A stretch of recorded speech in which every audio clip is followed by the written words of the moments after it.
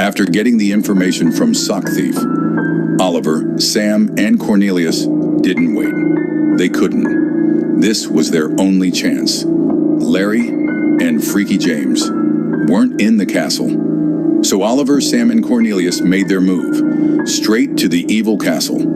But Ronald didn't go with them, because if Larry came back early, someone had to be there to stop him. The three didn't hesitate.